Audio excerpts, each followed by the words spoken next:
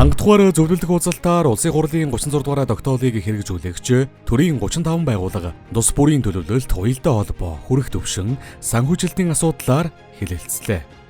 Хоёр дахь удаагийн зөвлөлдөх уулзалтаар улсын хурлын 36 дугаар тогтоолын хүрээнд хийсэн ажлын хэрэгжилтэд танилцаж, зарим арга хэмжээний шалгуур үзүүлэлтүүдийг хүрэх үр дүнтэй нь уялдуулж, үр дүнг тодорхой болгох санхүүжилтэнд хяналт тавих талаар хэлэлцэв. 3 дахь удаагийн зөвлөлдөх уулзалтаар улсын хурлын 36 дугаар тогтоолын 5 зорилт хүнсний аюулгүй байдал ба лабораторийн санхүүжилт, нийслэлийн хүн амын хүнсний хангамж, аюулгүй байдлын асуудлыг хэрхэн шийдвэрлэх талаар авч хэлэлцсэн байна.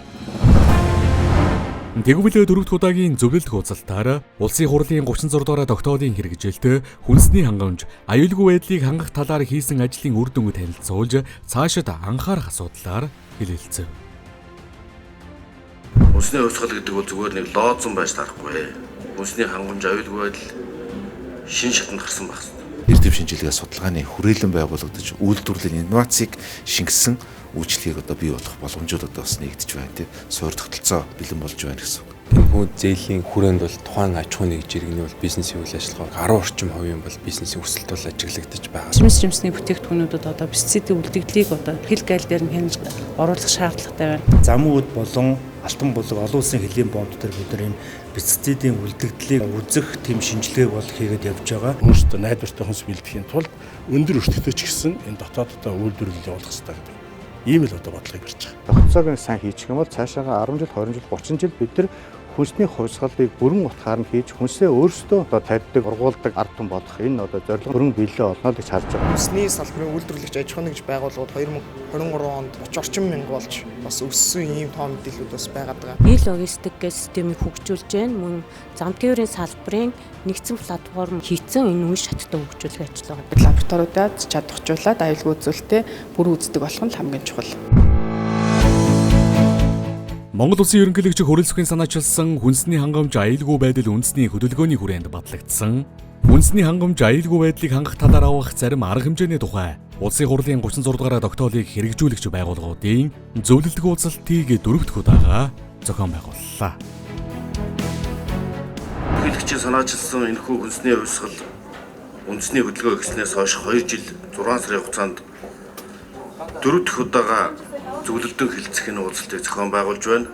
Монгол улсын дотоодын үйлдвэрлэл хамгаалтгүй, дэмжлэггүй, стандарт ерхий зохицуултын хүрээнд хязгаарлагдмал хүн зурталч хэрэгтэл ихтэй байгаа талаар хүнсний үйлдвэрлэгчид шүүмжилж байгаа. Ийм учраас энэ дотоодын үйлдвэрлэлийг хамгаалдаг, дэмждэг, ингэж ажлын байр бий болгох, ард иргэдэд эрүүл, аюулгүй хүнсээр хангадаг болох, улмаар хүнс экспортлогч орн болохыг бол энэ хүнсний хувьсгалын гол зорилго. Ийм учраас энэ ажлыг бодиттой хэрэгжүүлэхэд бодиттой үр дүн гаргахад бүх байгууллага анхаарч ажиллах хэрэгтэй байна. Өнгөрч байгаа 2.5 жилд бид бүхэн бас хүнсний аюулгүй байдлаа хангая. Хүнсний хангамжаар шийдээ. Төр захиргааны байгууллагууд нь өөрсдийн одоо хуулиар хүлээсэн өөрчлөлт ажлуудаа бүгд хийчих юм бол хүнсний хангамж, аюулгүй байдлын тогтолцоог бид нар бас бүтээл өгчих юм боломжтой байгаад байгаа. Энэхүү хийж байгаа зөвлөлдөх уулзалт маань үлдсэн 2.5 жилдээ буюу эх жилээс хагас тутам болно. Тэгтээ болохдоо 3 өдөр дараалан болно. За ингээд сүүлийн жил буюу 2026-27 онод бол удирдал тутам энэ зөвлөлдөх уулзалтыг хийхээр болж байгаа. Тийм учраас бид хугацаа явах тусам ажлыг улам шахаж ажиллах тийм өөрөг чиглэлийг Монгол Улсын ерөнхийлөгчөөс өгсөн байгаа. Зөвлөлдөх уулзалтаас өмнө Хэлэгчийн хамгааллын газрын зүгээс одоо холбогдох тогтоол хэрэгжүүлж ажилладаг, тогтоолд орж ажилладаг байгууллагуудаар тогтоолын хэрэгжилт, хяналт шинжилгээ хийх зорилгоор 36 дугаар тогтоолыг хэрэгжүүлэхэд шаардлагатай арга хэмжээ болон тулгамдаад байгаа асуудлын талаар бас санал солилцож уулзсан байна.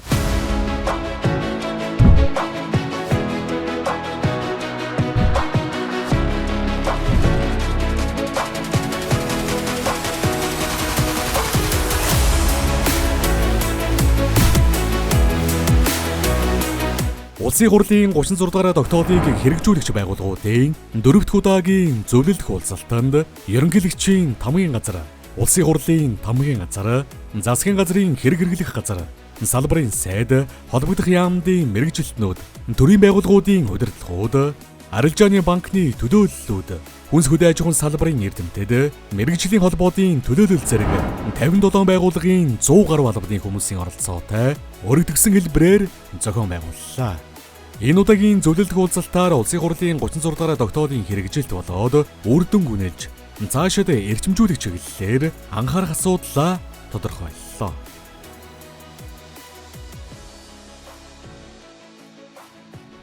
Давсны салбар дээр 23 он дотоодын хангалт бол тийг хөвгдсөн байна. Яг ямар мэдээллээс, статистикээс, ямар датагаас энэ дүн гарч ирсэн юм бол 10% дотоодоо үйлдвэрлэж 5% мэдж байгаа. 90% импортын хамааралтай байна. Статистикээс авсан мэдээллүүдэл тавьж. энэ хөдөөж хүн салбарын мэргэжнийг бэлтгэх талаар ялангуяа хөдөөж хүн сургуулийг оюутнууд нь одоо хөнгөлт үзүүлэх, тэтгэлэг олгох, материалын орчин баазыг бэхжүүлэх талаар хүн саналтай байна. Хүнсэнд хэрэгжилж байгаа махандахын антибиотикийн үлдэгдэл тодорхойлдог асуудал ямар төвшөнд энэ хялжиргалт ямар төвшөнд байдаг юм болоо. Бид нар энэ хангамжийн байдал, доктортой байдал, шимт байдлын байдал, бүтэц бүрэлдэхүүндээ нэлээд өөрчлөлтүүдийг оруулах хэрэгтэй. Хүнсний аюулгүй байдлын бодлогоо өөрчлөх болсон байна. Одоо яг энэ хүүхдийн хоолны батлагдсан зардлаас үйл ажиллагааныхаа зардлыг олоод орон нутагт ашиг төвлөрүүлээд ингээ ажиллаж байгаа. Тэгэхээр энэ тогтолцоогоо хизээ өөрчлөх юм бэ? Энэ дээр нийслэл маань яг цаашдаа энэ 25 онд энэ 5 аж ахуйн тооцоод үйлдвэрийн газараа яг ямар шийдэл бодож байгаа юм бэ? Энэ дээр надад нэг тодорхой хариулт өгнө үү? Яг өөрөө чинь асуултанд би тодорхой хариулт бол өгч чадахгүй. Ягаад гэвэл биднээс ингээд нэгдвэл үйл ажиллагаа мэдээлэлээр хангагддаг учраас. Тийм ээ? Ямар ч сан сургуулиудын тоо бол одоо 80 эдэн сургуульд өөрийн гэсэн галдагаатай бол 40-40 тэрбум төгрөг 7-8 тэрбум төгрөг зарцууллаа. За 12 сургуулийг сонгоод одоо сүү хөтлөөр хэрэгжүүлж байна. Энэ дээр одоо ингээд нийслэлээс жишээлх юм бол төсвөөс 1 тэрбум, дөрвүүдийн төсвөөс 1 тэрбум, эцэг эхээс 1 тэрбум төгрөг гаргая гээл ингээд төлөвлөд явж байгаа. Энэ ганцхан сургуулийн асуудал биш. Энэ нөгөө одоо нийслэлд байгаа энэ 1700 цэцэрлэгийн хүүхдийн хоолны хангамжийн асуудлаас яг ийм буруу тогтолцоогоор явж байгаа байхгүй. Төрөөс түүхийн эдийн мөнгийг өгчөө, түүхийн эдийн зардал байна гэд хуульчлаад баталгаажуулсан. Гэтэл нийслэл дээр бол нөгөө энэ өмчийн компани өөрөө сая Түмэн Жаргал даргын хэлснээр ашиг гаргаад дээр нь нийслэлдээ мөнгө төвлөрүүлт хийгээд ашиг олоод ингээд давхар хид хідэн процессууд яваад байгаа. Саяны ярьсан асуудлыг 36 дугаар тогтоол дээр туссан асуудал. Энэ чиглэлээр одоо нийслэл орон нутгууд бас энэ хуулийн хэрэгжилтэд хангах 36 дугаар тогтоолын хэрэгжилтийг хангах гэсэн чиглэлээр зөвлөмжөд оруулах тусгуулах юм саналтай. Үндэсний хувьсгал үндэсний хөдөлгөөн хэрэгжүүлснээс хойш хүнс хөдөө аж ахуйн салбарт нийт 3100 гаруй зээлдэгчид 1.3 их 80 төгрөгийн хөнгөлөлтөө зээл олгосон бөгөөд үүнээс эргэлтийн хөрөнгийн зориулалтаар 2551 зээлдэгчид 603 тэрбум төгрөг, хөрөнгө оруулалтын зориулалтаар 567 зээлдэгчид 599.2 тэрбум төгрөгийн зээл олгожээ. Мөн зээлийн батлан даалтын сангаас 22 тэрбум төгрөгийн батлан даалт гаргасан бол хөнгөлөлтөө зээлийн хүүгийн татаас датвар урамшуулалт 279.2 тэрбум төгрөгийн санхүүжилт олгосон байна.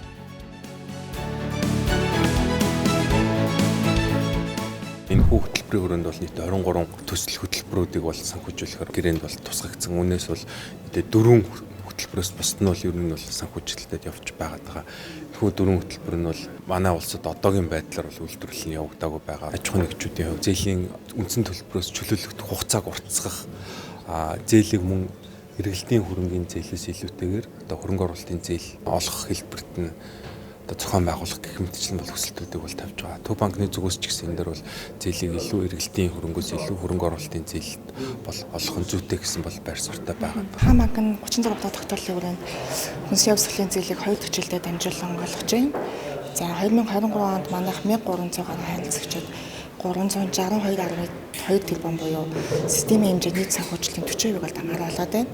За 2024 онд болохоор 10 сарын 31-ний байдлаар 800 орчим харилцагчид 185 тэрбум төгрөгийн зээлийг бол амжилттай олгоод явж байна. Банкны шаардлага шалгуурыг бол манай банк бол аль болох боломжит хэмжээгээр бол нэлээд зөвлөж өгсөн. Банкны өрнгийн хувьд бол хөдөлгөөн хөрөнгө барьцаалах, эзэмшүүлэгтэй газрыг барьцаалах боломжтой чөлөөтэй байдлаар бол манай банк шийдэж өгч байгаа. Ихэнх байгууллагууд нь хөнгөлөлтийн хугацаанд явж байгаа. За үндсэн зээлийн төлөлт маань бол эхлэх учраас бол одоогор бол зээлийн нэгэн төлөлтөд бүгд хэвийн байдалтай болчихж байна.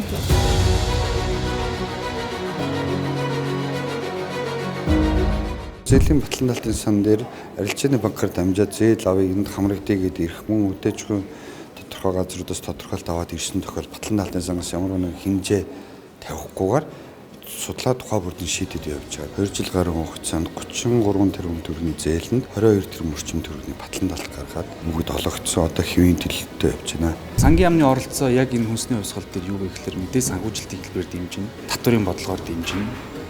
Тэгээд одоо нэг гаднаас ноу-хау буюу гадаадын зээл тусламжаар хүнсний хувьсгалын хүрээнд хүнсний үйлдвэрлэлийн чиглэлээр төлбөрүүдийг хэрэгжүүлэхийн тал дээр дэмжлэг үзүүлэх. Хүүгийн татаасын дүн 2022-оос 24 оны хооронд газар тариаллын үйлдвэрлэлээр 50.8 тэрбум, мал аж ахуйн үйлдвэрлэлийн хүрээнд 17.2 тэрбум, хүнс боловсруулах үйлдвэрийн хүрээнд 81.2 тэрбум, ингээд нийтдээ 149.3 тэрбум төгрөгийн хүүгийн татаасын дэмжлэг болсон.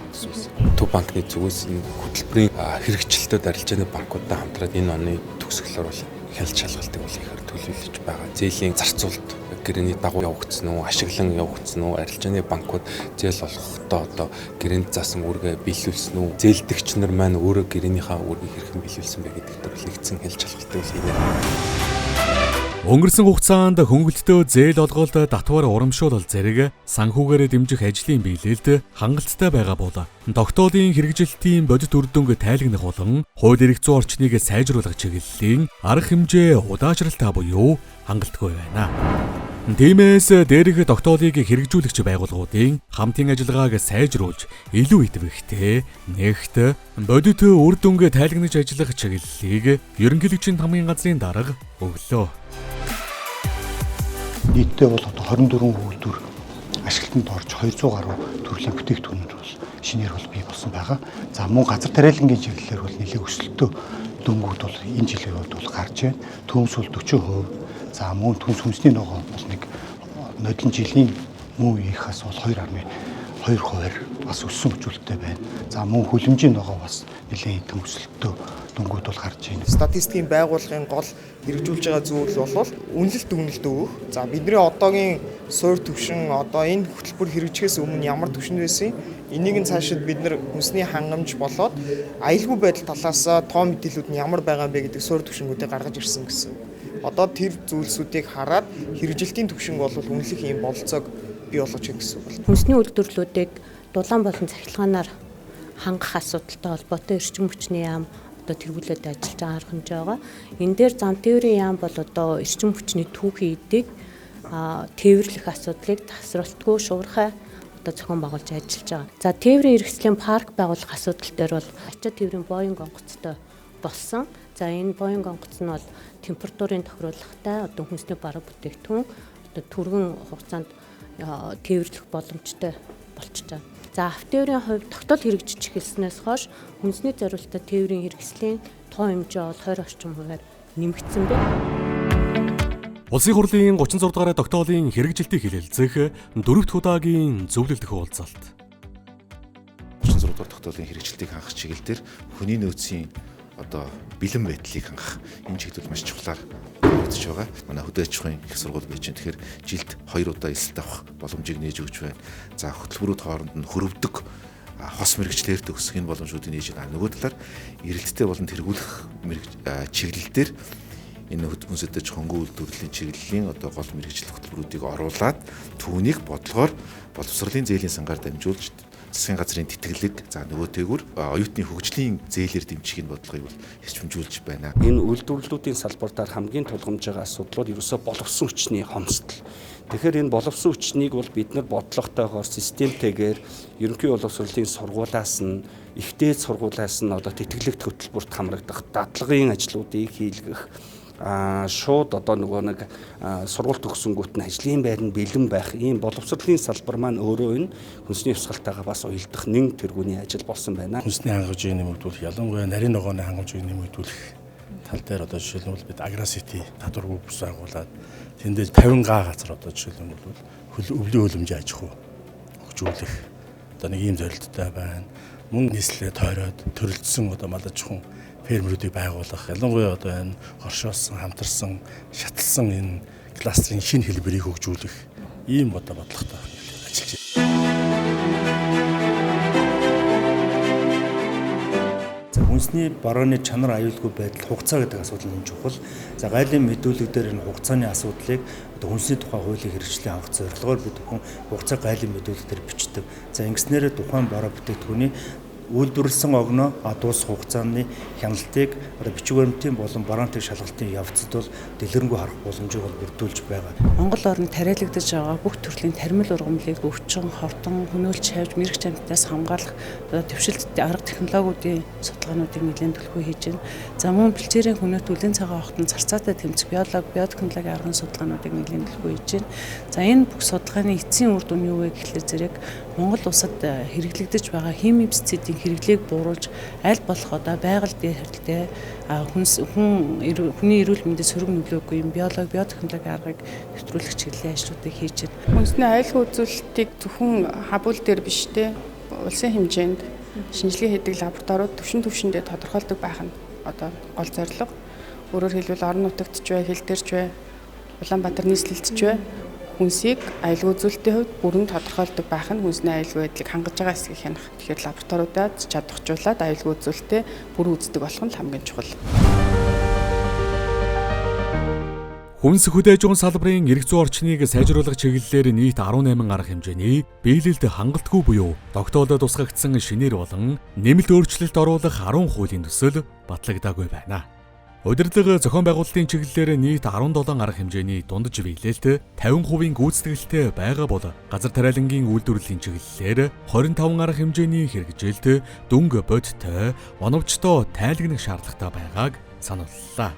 Харин мал аж ахуйн үйлдвэрлэлийн чиглэлээр 24 арга хэмжээний дундаж биелэлт 50% тай байгаа бол хүнсний боловсруулах үйлдвэрлэлийн чиглэлээр 33 арга хэмжээний дундаж биелэлт 70% буюу тогтоолын хэрэгжилт хангалттай гэж дүгнэгджээ. Та бүхэн хариуцж байгаа байгууллагынхаа үүрэг оролцоог улам бүр тодорхойлох хэрэгтэй байна. Тодорхой бодиттой үр дүнгээр хэмжих хэрэгтэй байна. Хамтын ажиллагаанд бодит уялдаатай байх хэрэгтэй байна. Албан тушаалтнууд бас зарчимч шудраг байх нь энэ тэргүүний асуудал гэдгийг сануулъя. Энэ хүнсний хувьсгал бол бодтой хэрэгжих тулд зөвхөн зээлийн санхүүжилтээс гадна бүх дардлын төрийн байгууллагуудын дэмжлэг шаардлагатай. Тогтоолын хэрэгжит бол 50 гаруй хувьтай явж байна. Тэвэр логистик болон агуулгах одоо хууль эрх зүйн орчноо шинжилж хийхгүй бол энэ ажлууд нэлээд хоцрогдтой явж байгаа учраас энэхүү ажлуудыг бас нэлээд эрчимжүүлэх талаар өнөөдөр чиглэл өглөө.